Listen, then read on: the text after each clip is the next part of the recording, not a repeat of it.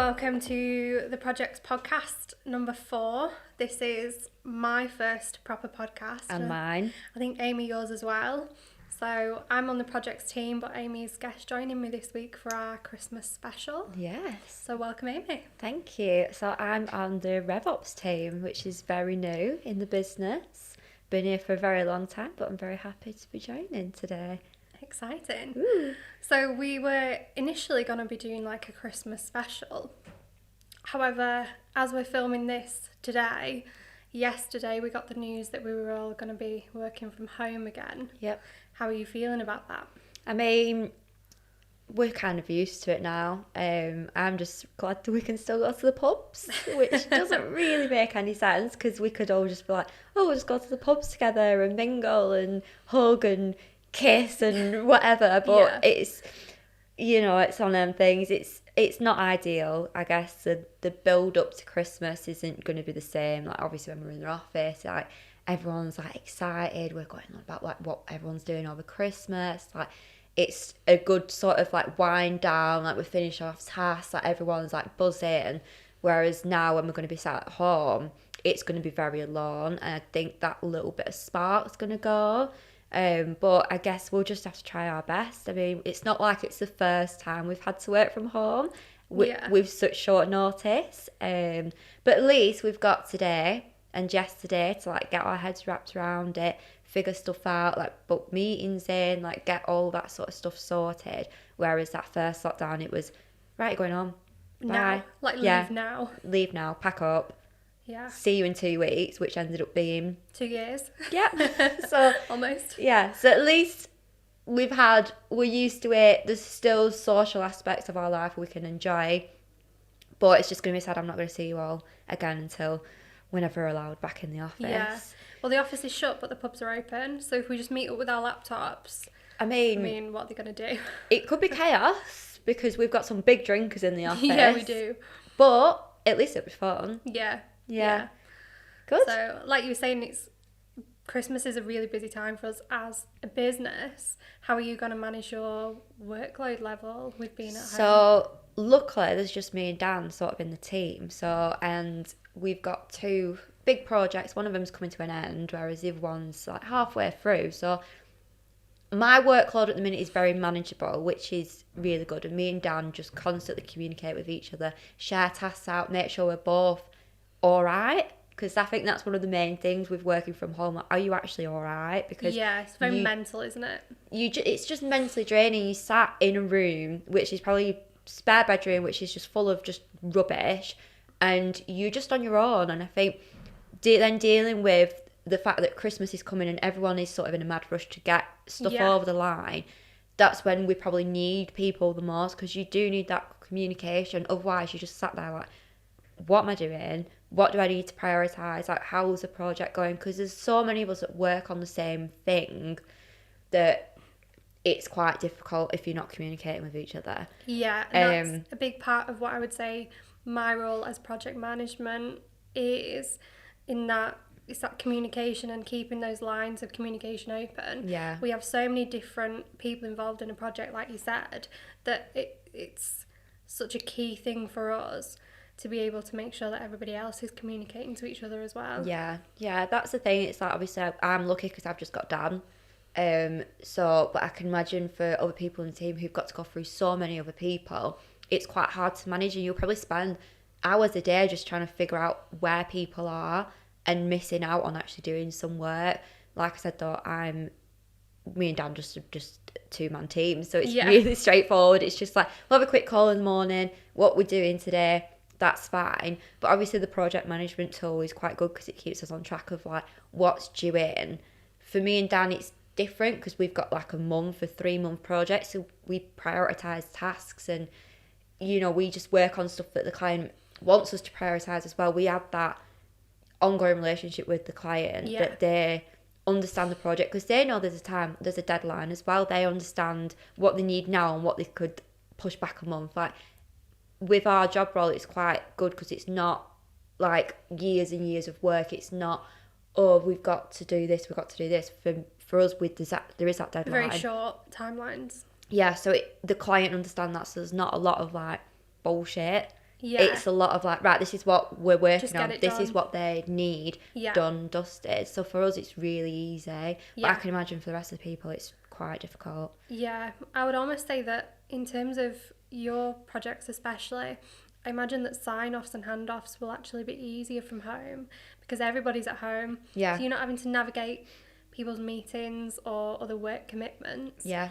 You know, they're sat in their space, they've got their head down. You've got almost undiluted access to their work time. Yeah. I know it's really difficult trying to find somebody during the workday when they're not on a phone call, they're not in another meeting, and that they're not in the middle of something else. Yeah. But when you can just send either a video chat request or like send them a quick message, you've got almost that instant access to them. So that's probably a benefit of working from home, especially from the project side. Yeah, massively. Like, and as well with the project side of things, we usually have one point of contact, and that's who everything goes to. They're usually really quick at responding because they want this project done within that deadline. Yeah. So it's like any sort of sign-offs, there's never really a delay. It's like, it's with them. There's one person looking at it. It's not having to go around the houses, which team. we notice with a lot of retainer clients, that there's numbers of people that have to look at this sign-off, and that then delays us and delays them. Yeah. Whereas with us, there's usually just like one person, and it's like straight to them and straight back. So we sign off and things like that. And as well, a lot of our clients, like, they get us on their Slack channel, or we're on some sort of team thing, and we have like bi-weekly calls because we've got that time to like really invest in them. So with that sort of aspect of it, and so like I said, being at home, we've got a client in America, so it's not like we can meet them anyway. Yeah. So you're almost remote regardless of whether you're working from home or not. Yeah. So, and I mean, we're used to it now. Yeah. There's so many businesses that haven't actually gone back to the office. Yeah, that is so true. So, you know, the amount of times I like walk past someone, I see that they're still sat at home, and we're lucky because we're in the office. But for them, nothing's changed. For there's no difference. We're just in a different environment. Yeah, and we are so lucky with the office that we've got, and that we have been able to get back, even if it was for a short time. Yeah. Just a couple of months, we have been able to, which is really nice. I think as well, like with the first lockdown, so many people sort of left for that working at home situation, and then not realising how important it is to actually be in the office. And then we came back, we had all these new faces that had been there for about a year, and nobody knew anyone. Never met them. Yeah. Like, there's some people that are celebrating like 2-year anniversary. I'm like, wait, I've only known you for like couple of months. Few months. Yeah. Like, what is going on? Yeah. Which, like, when you do see a client like on a video call, you think they might not be getting that social aspect of their job. Yeah. Which I think has really benefited us. Like, I need that. Yeah, and the collaboration as well, being able to be in the office. Yeah. How are we going to keep that up from home, do you think? I guess we'll just have to look at tools. I think, obviously, the Google thing that we use, I think you can actually pull up a whiteboard. Right. So I think you can still have. Don't question me on this. I swear Ricky has said something along these lines. But we'll just not have tested. to. Yeah, not testing that. Disclaimer. But I guess just trying to find them sort of tools, because I'm a visual person. Yes, me too. To have a layout, I need to be like, right, this is a workflow plan. Literally have it in front of me. Just trying to find them sort of tools again, and making the time for each other, booking in their meetings, like just being like, right, I need half an hour of your time to just go through this. Yeah. And to have that patience with each other, because I do know people can get frustrated. They're working on something, and when that chat's going off, it goes off. It goes off, and it's like, oh my God, I just need to like have a minute. I need to. I'm working on something. My brain can't just jump on something else. Just having that understanding of that person could be doing something else, could be on a call that hasn't turned off the like. They're still saying that they're there, available. You're getting frustrated, like, well, you're there. You don't know what they're doing. Yeah. Yeah. So I think just making sure that everyone in the company is like, you know, keeps on top of this. Like, if they're not there, set yourself as a way. If you're in a meeting, make sure it's in the calendar, visible it's for everyone. It's all the communication, isn't it? Yeah. So as long as we can keep up that level of communication, then It should be alright. Like, there shouldn't be any issues. There shouldn't be, but you'll still be bombarded. Oh, yeah. It 100%. won't be any less busy. Promise, yeah. It'd be even worse. Yeah. People can't just like scoot over to you now and be like, No, they can't roll the chair over and be like, so can I just ask? I bet when you hear that roll of the chair, you're like, no, Well, here we go. Go away. How many overviews do you have? Yeah. So how are you intending to make sure that the quality of work that your team produces stays so high? Because at the moment, especially in the office, the quality of work that people produce is so high. Yeah. How are you intending to make sure it stays that high? I think when you're in the office, you're in the office mindset. But when you're at home, there's so many distractions. Yeah. Just the postman, your dog barking. Dogs. Yeah, just, I can go out downstairs and get a snack. Like, there's so many little bits of distractions. Like, you could just look at your wallpaper and think, I need to change that. That's doing my head in. Yeah, but it's a 5-minute thought, isn't it? Yeah, and I think just having that time to really check what you're doing. Obviously, we're all aware that it is a struggle mentally, just everything being at home. Like, you could easily just get up in your pajamas because you've not got a meeting that day and sit in your pajamas all day. Just trying to get yourself into that office mindset. Like, we're all here, we all have a laugh, we all do take time to have conversations and see how everyone's doing. Yeah. But at home, it's too easy to just sort of get into your own brain.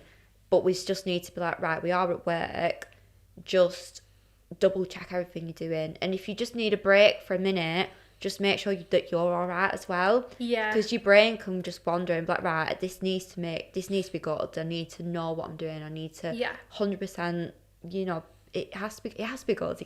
We can't fail just because we're at home and it's Christmas. Yeah. It's too easy to do that. It is too easy. We just need to be like, right, even just put a jumper on, just do your hair. Yeah. Brush your teeth.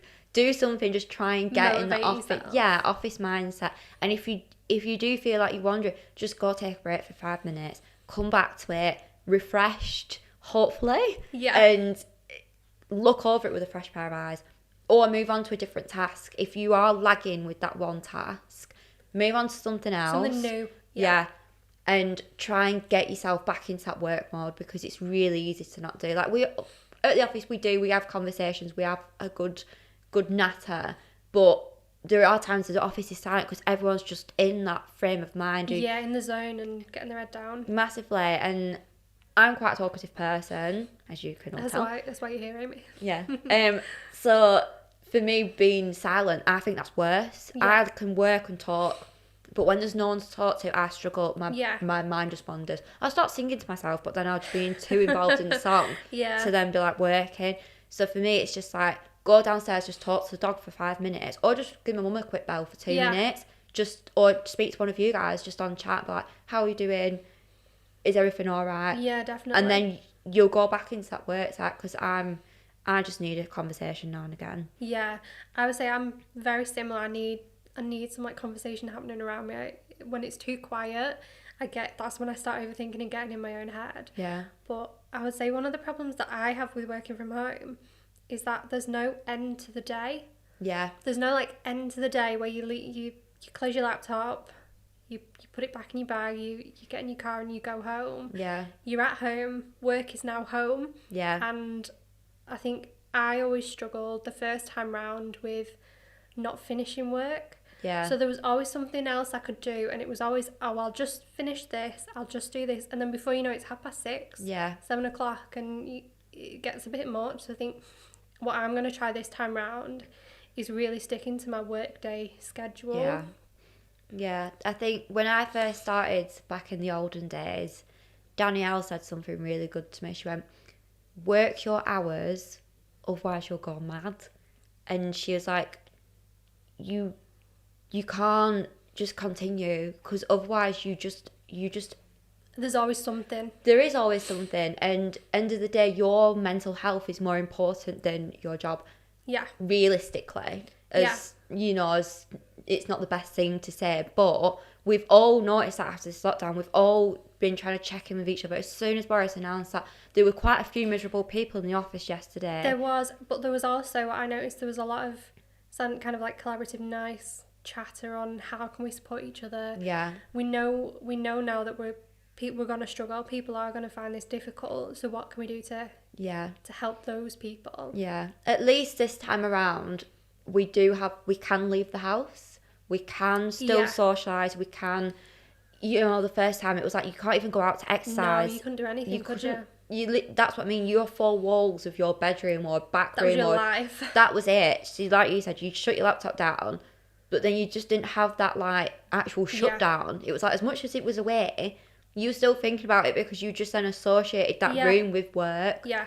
And I know for me, like as much as I would finish on time, I'd be checking my emails on my phone. Oh yeah. In case I'd missed something.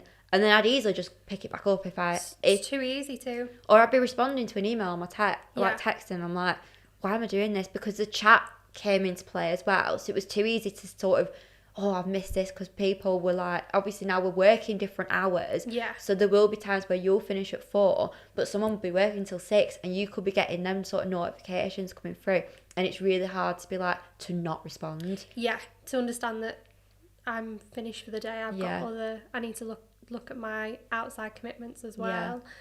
Yeah. And respond to those rather than it just being work all the time. Yeah. But at least we've got Christmas coming up. Yes. We've got still a social life for the minute.